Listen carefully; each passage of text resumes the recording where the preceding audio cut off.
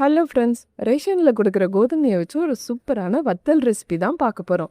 கொஞ்சம் கூட கை விழிக்காது, பிழியறதுக்கு அவ்வளோ ஈஸியாக இருக்கும். ரொம்பவே சிம்பிளான ரெசிபி, வாங்க பார்த்துடலாம். 2 கப் கோதுமை மாவை ஒரு வெள்ளை துணியில் போட்டு மூட்டை கட்டிட்டு இட்லி பாத்திரத்தில் ஒரு 10 நிமிஷம் வேக வச்சு எடுத்துக்கலாம். இந்த கோதுமை மாவு கடையில் வாங்கினதில்லை, ரேஷனில் கொடுக்குற கோதுமையை வச்சு தான் நான் மாவு அரைச்சிருக்கேன். நீங்கள் எது வேணாலும் எடுத்துக்கலாம். பாருங்கள், கோதுமை மாவு நல்லா வெந்துடுச்சுன்னா இந்த மாதிரி கட்டியாக தான் இருக்கும். கட்டியை ஏதாவது ஒரு மேஷர் இல்லைன்னா மத்து வச்சு நல்லா உடச்சி விட்டுட்டு மிக்சி ஜாரில் போட்டு ஒரு 2 பல்ஸ் விட்டு எடுத்துக்கலாம். அரைச்ச மாவை சல்லடையால் ஒரு டைம் சலிச்சிடுங்க, அங்கங்கே சின்ன சின்ன கட்டி இருக்கும், அதனால தான். இந்த மாதிரி ஆவியில் வேக வச்ச மாவில் வத்தல் போட்டிங்கன்னா பிழியறதுக்கு ஈஸியாக இருக்கும், கொஞ்சம் கூட கை வலிக்காது. மாவு பாருங்கள் நல்லா நைஸாக இருக்குது. அடுத்தது அடிகனமான பாத்திரம் எடுத்துக்கோங்க. நான் இந்த குக்கரில் தான் இன்றைக்கி செய்ய போகிறேன். 2 கப் கோதுமை மாவுக்கு 5 கப் தண்ணி சேர்த்துருக்கேன். 1 கப் கோதுமை மாவு எடுத்துக்கிட்டிங்கன்னா 2.25 கப் தண்ணி கரெக்டாக இருக்கும்.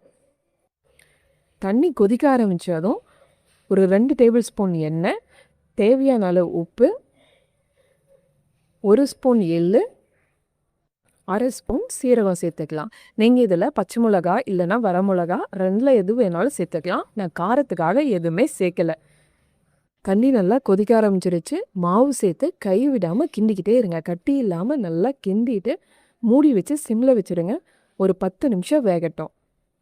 நிறைய கட்டி இருக்கிற மாதிரி தான் இருக்கும். நீங்கள் கிண்ட கட்டியெல்லாம் உடஞ்சிட்டு மாவு இந்த அளவுக்கு சாஃப்ட் ஆகிடும். பாருங்கள், 10 நிமிஷம் வெந்ததுக்கப்புறம் ஸ்டவ் ஆஃப் பண்ணிவிடுங்க. கம்ப்ளீட்டாக சூடாறினதுக்கப்புறம் மாவு எவ்வளோ கெட்டியாக இருக்குன்னு பாருங்கள். இது கரெக்டான பதம், புளியறதுக்கும் கஷ்டமே இருக்காது. பாருங்கள், நான் இந்த 2 அச்சில் தான் நான் முறுக்கு புளிய போகிறேன். கையில் லைட்டாக எண்ணெய் இல்லைன்னா தண்ணி தொட்டுட்டு உருண்டை பிடிங்க. ஈஸியாக உருண்டை பிடிக்க வரும், கொஞ்சம் கூட ஒட்டாது கையில். பாருங்கள் எவ்வளோ அழகாக முறுக்கு புளிய வருதுன்ட்டு. நான் உங்களுக்கு காமிக்கிறதுக்காக தான் இந்த பேப்பரில் புளிஞ்சு காமிக்கிறேன். மற்றபடி நான் மாடியில் கொண்டு போய் காய வச்சுடுவேன். 2 நாள் காய வைங்க, நல்லா மொறுமொறுப்பாக காஞ்சிடும். பாருங்கள், 3 விதமாக வத்தல் பிழிஞ்சிருக்கேன். இதை நான் உங்களுக்கு எண்ணெயிலையும் பொரிச்சு காமிக்கிறேன். நல்லா மொறுமொறுப்பாக சூப்பராக பொரிஞ்சு வரும். பாருங்கள், போட்ட உடனே முறுக்கு வத்தல் எவ்வளோ சூப்பராக பொரிஞ்சு வருதுன்ட்டு.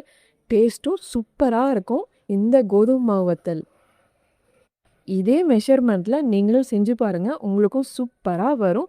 1 வருஷம் வரைக்குமே ஸ்டோர் பண்ணிக்கலாம், கொஞ்சம் கூட கெட்டு போகாது. சாம்பார் சாதம், ரச சாதத்துக்கெலாம் பொரித்து சாப்பிட்டிங்கன்னா அருமையாக இருக்கும். சாப்பிட்றப்ப கடுக்கு முடுக்கன்லாம் இருக்காது, உள்ள நல்லா கிறிஸ்பியாக சூப்பராக இருக்கும். நீங்கள் இதே ரெசிபியை கிள்ளு வடகமாக போடணுன்னா இன்னும் 1 கப் எக்ஸ்ட்ரா சேர்த்துக்கோங்க. கிள்ளு வடகத்துக்கு கரெக்டாக இருக்கும்.